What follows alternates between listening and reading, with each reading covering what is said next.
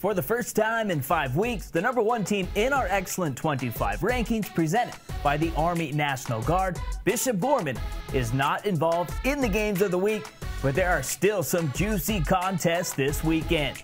The top team from Louisiana, Archbishop Rummel, hits the road to Ramsey, New Jersey to lock horns with Don Bosco Prep, the #3 team in the Garden State. Rummel checks in at number 14 in our excellent 25 rankings presented by the Army National Guard, and Jay Roth got his first out-of-state W as head coach last weekend against a very tough Wayne County squad. So he's hoping he can make it 2 in a row this Saturday night. That is going to be tough, though, because Greg Toll has dominated out-of-state opponents. He's 27-4 since taking over at Don Bosco Prep, and they are 2-0 against non-Jersey teams so far here in 2015. And sticking in Jersey, St. Peter's Prep hosts California powerhouse St. John Bosco this Saturday.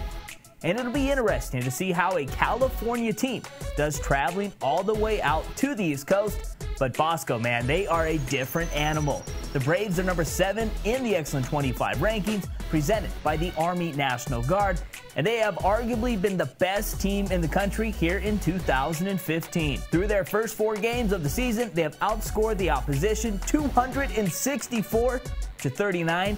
And even with Josh Rosen graduating and becoming the starting quarterback as a true freshman at UCLA, they haven't dropped a beat at the quarterback position. Quentin Davis has been balling this year. The senior QB has thrown for nearly 1,000 yards and has a sexy 11-to-1 touchdown to interception ratio.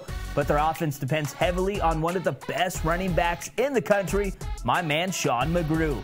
The 2016 Washington commit checks in as the 9th best all-purpose back in his class, according to 247's composite rankings, and he has balled out for 400-plus yards so far here in 2015, averaging 100-plus yards a game and nearly 10 yards a pop. Now, to the top-ranked team involved in the games of the week, Florida powerhouse St. Thomas Aquinas, the #2 team in the excellent 25, takes on Hallandale.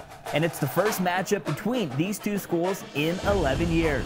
And boy, Aquinas is loaded with playmaker after playmaker. But it all starts with their 5-star defensive end, Nick Bosa.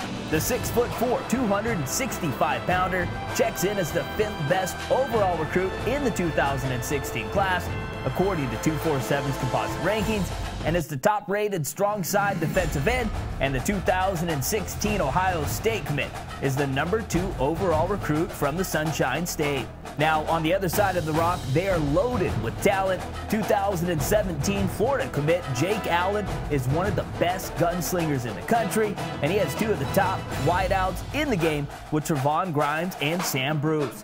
Grimes is the top-rated wide receiver in the 2017 class, and most scouting experts think he will be balling for Ohio State at the next level. And Bruce is one of the best PTPers in America. The 5'8", 180-pound 2016 Miami commit is the nephew of future NFL Hall of Famer Isaac Bruce, and my man from the 954 is must-watch TV. The Chargers boast a ton of talent, too. They have one of the best quarterback-running back combos in all of Florida, with 2016 Utah commit Tyler Huntley behind center and 2016 Miami commit Zach Moss in the backfield.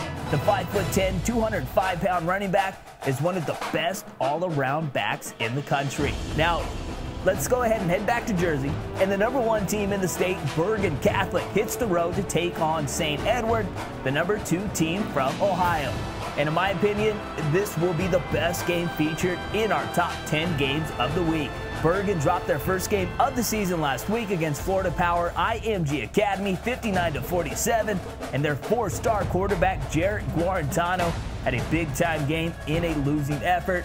The 2016 Tennessee commit threw for nearly 400 yards and had 5 total TDs.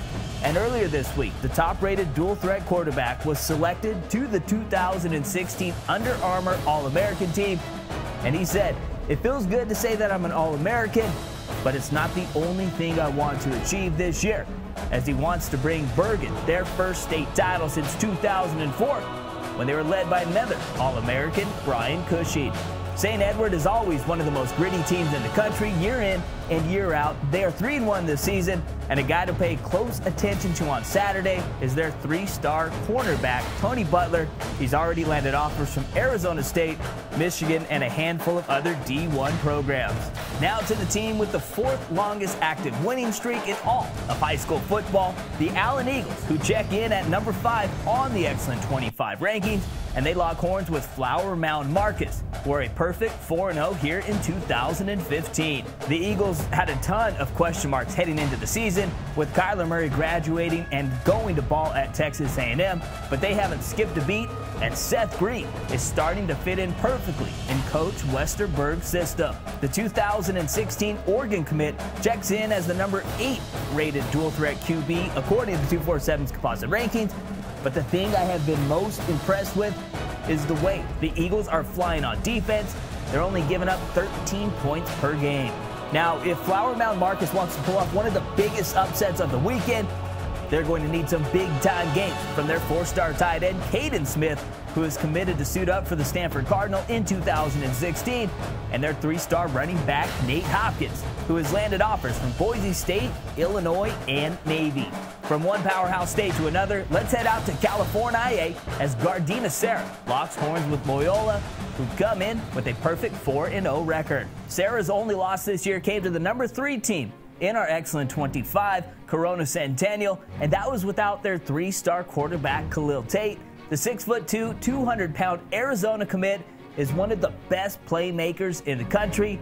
In their 41-40 overtime win against Narbonne last week, he threw for over 200 yards and a score, but my guy Tate balled for 295 on the ground and 6 rushing touchdowns. Loyola has 2 of the best 2017 prospects in all of California, with their pro-style quarterback Sean O'Malley and Drake Beasley, who has been balling on the ground so far here in the early part of the season. He has nearly 700 yards and 9 TDs, and running the rock has been the motto for Drake and the Cubbies here in 2015. Now, running through the Final Four contest real quick, 2 of Arizona's finest square off when Centennial, the number 2 team in the state, takes on Hamilton, the number 3 team in all of Arizona.